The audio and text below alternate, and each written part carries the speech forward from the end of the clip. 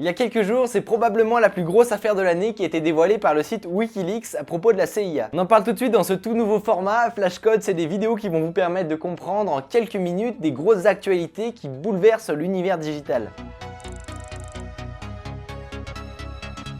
Wikileaks, vous en avez sûrement déjà entendu parler, c'est la fameuse ONG qui donne une audience aux lanceurs d'alerte et qui va publier aux yeux de tous sur son site internet des documents confidentiels et des fuites. Un certain nombre de scandales ont déjà éclaté suite à leur publication et elles sont maintenant très médiatisées. C'était notamment le cas avec l'histoire des mails d'Hillary Clinton qui avaient été publiés et qui provenaient de sa boîte mail quand elle était secrétaire d'État. Il y a quelques jours, le site a publié des milliers de documents qui nous renseignent sur les outils de piratage de la CIA. Il s'agit de fuites d'une importance énorme et qui viennent s'ajouter aux révélations d'Edward Snowden à propos de la NSA, alors que lui ça concernait plutôt la surveillance de masse. Ici on a affaire à un véritable arsenal de cyberguerre et des outils qui sont donc beaucoup plus ciblés. Il s'agit de la plus grosse publication à propos de la CIA. En tout, c'est 8761 documents confidentiels qui ont été publiés sur les sites. On pourrait se demander si ces documents sont authentiques, mais d'après Edward Snowden lui-même, ça a l'air d'une très grosse affaire et il n'y a pas vraiment de doute. Il semblerait que la CIA ait un peu leur NSA à eux, ça s'appelle l'EDG, c'est une team de hackers qui sont chargés de développer des outils comme des chevaux de Troie, des backdoors, des outils pour utiliser des failles de sécurité, tout ça pour rendre la CIA capable de pirater à peu près n'importe quel terminal. Vous vous doutez bien que tout ce qui se passe là-bas est juste ultra secret, et bien justement tous ces documents ils nous renseignent vraiment beaucoup sur les outils et les logiciels qui ont été développés là-bas. On apprend par exemple qu'ils ont en leur possession un certain nombre de failles 0day, c'est-à-dire des failles critiques qui concernent nos smartphones sous Android mais aussi sous iOS. On sait aussi qu'ils ont des failles qui concernent les navigateurs, notamment Chrome, et si vous avez vu ma vidéo sur les liens, vous savez très bien ce qu'on peut faire avec ce genre de choses. On sait aussi qu'ils ont des outils pour espionner des ordis sous Windows ou Linux, mais à vrai dire c'est pas tellement étonnant. Ce qui est plus intéressant par contre, c'est qu'ils se sont penchés sur les objets connectés et notamment les téléconnectés de la marque Samsung. Ils sont capables d'implanter un malware pour la transformer en microphone et écouter tout ce qui se passe dans la pièce, et ce même si on a l'impression qu'elle est éteinte. Bon, il faut quand même rappeler que dans beaucoup de cas, il y a un accès physique qui est nécessaire. Donc dans le cas de la NSA et de la surveillance de masse, vous étiez plutôt concerné. Là, c'est vraiment quand la CIA a une cible particulière. Bon, bien entendu, ce sont les exemples les plus frappants. Ce serait impossible de faire tout l'étalage de l'arsenal qui a été dévoilé. On peut quand même noter des solutions pour échapper aux antivirus ou encore pour bypasser le système de chiffrement des applications de messagerie instantanée comme WhatsApp, Telegram ou Signal. Cela dit, ça consiste juste à intercepter les messages juste avant qu'ils soient chiffrés, donc c'est quand même assez rassurant pour le fonctionnement de ces applications. Mais alors d'où viennent tous ces documents? Eh bien Wikileaks nous explique que apparemment la CIA aurait perdu le contrôle sur une bonne partie de ses outils de hacking et que l'archive aurait circulé entre d'anciens ingénieurs du gouvernement sans autorisation. Et d'ailleurs c'est l'un d'entre eux qui anonymement en a donné une partie au site Wikileaks. Il a dit que c'était pour lancer le débat de l'utilisation de cyberarmes par le gouvernement. Par contre, la question qu'on peut se poser, et que Monsieur Snowden nous pose d'ailleurs, c'est au moment où la CIA a découvert qu'elle avait perdu le contrôle d'une partie de ses outils, est-ce qu'elle a prévenu les constructeurs de smartphones pour que les failles soient corrigées? Et à partir du moment où elles étaient au courant que ces failles existaient, combien de temps elles ont laissé nos téléphones vulnérables? Bon, cependant, Google se veut rassurant, il nous explique que la plupart des failles que contenait l'archive et qui concernent Android et Google Chrome sont aujourd'hui complètement corrigées. Et pareil pour Apple qui nous explique que dans sa dernière version d'iOS, la plupart des failles sont corrigées. Cela dit, c'est pas très précis, ils doivent être en train de bosser dessus, mais je vous rappelle que ces informations sont publiques, donc n'importe qui de mal intentionné pourrait les utiliser. On en saura certainement beaucoup plus dans les prochains jours, de toute façon je vous tiens au courant sur Twitter. C'était tout pour Flashcode, j'espère que ce nouveau format vous plaît, c'est des vidéos un peu plus courtes et du coup qui me prennent un peu moins de temps à réaliser, comme ça je peux bosser sur des trucs un peu plus sympas sur mon format habituel. Bien évidemment c'est les épisodes qui vont pas sortir régulièrement, mais qui dépendront des actualités, sachant qu'il y en a pas mal en ce moment. N'hésitez pas à mettre un pouce bleu si maintenant vous êtes complètement parano, et dites-moi si vous appréciez le nouveau décor. Et moi je vous dis à très vite. C'était Micode, salut!